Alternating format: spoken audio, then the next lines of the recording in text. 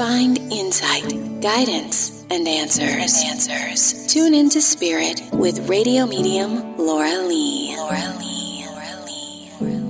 Laura Lee tuning into Miss Virginia's Spirit. Welcome. Thank you. Where are you calling from? I'm calling from Townsville, Australia. Love it. Virginia, I get a sense of a female that has a namesake. They share a first and or middle name with somebody here in the physical plane. Does that make sense to you? Yes. I mean, my middle name is Anne-Marie and my grandmother's middle name was Marie. Right. And I also get the sense that she had trouble at one point walking. I don't know if it had to do with a foot or a leg or hip, and kind of slowed her down, like she was limping around and having a hard time moving. Yeah, I mean, my grandmother, she lived until like 96, I think. So. Oh, God bless, long life. And did she need help walking, honey? She did have one of those metal walkers. Right, and that's just to confirm it. Also, she says that somebody here has also had trouble with their foot, their leg, and or hip, and still limping around, or they hurt it in some way. Is that you, or is that someone in the family line there? It could be my mum, because my mum had a hip replacement about a year ago. She's recovered now, but that was a big thing because she's a big walker.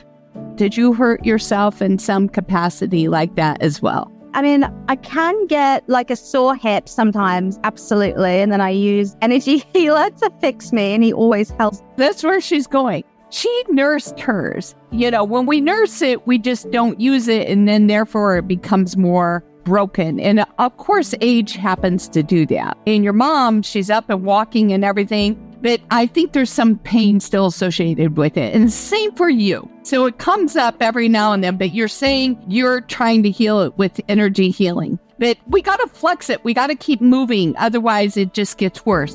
But anyway, I want to point out that this happens to be in the first chakra area. Yep. First chakra is about moving forward. It's about how we relate to the world. And one of the two of you, either you and or your mom, are about ready to make a move. And I want to say that can be career, job-wise, a physical move like to another home, and or a relationship. Yes, I mean, I'm going to be finishing my studies soon, so it would make sense that I need to move. And my mum's going to retire soon as well, so big changes to both of us soon. And you're going to make this transition to a new career. And I feel like it's a huge change for the both of you because we're going a little bit alternative. You know, how am I feeling in relationship to the world? And how's the relationship with the world going to view me? And I feel like you are working, and you might be working more in an alternative field in this transition that you're going in. And I don't know if you're a teacher, you say you're a healer, but a coach, consulting people and talking and working with people on a day-to-day basis. Yes, so I'm doing psychology. So I'm planning on doing psychology sessions remotely so I can live from my sailing vessel and cruise around. But I would like to open up to offer kind of a spiritual coaching as well, kind of separate to that. Right. So I got to tell you, merging the both, and that's a little bit scary. So that's where the hip step starts to come up. I just want to point that out. Okay. So it's about moving forward, and we're not going to nurse it. We're going to flex it, and we're going to keep moving no matter what. And don't get stuck up on overanalyzing it. You know, they call it analysis paralysis, when you get stuck thinking about how am I going to integrate this spiritual stuff? Just do it. And your clients will just totally be ready and open and receptive to it. But your mom, when she's making this transition too, it might be even meaning that she's making a physical move as well when she makes this retirement move. Great. Well, I'm hoping once I get an Australian visa, I want to get her one too, because I can.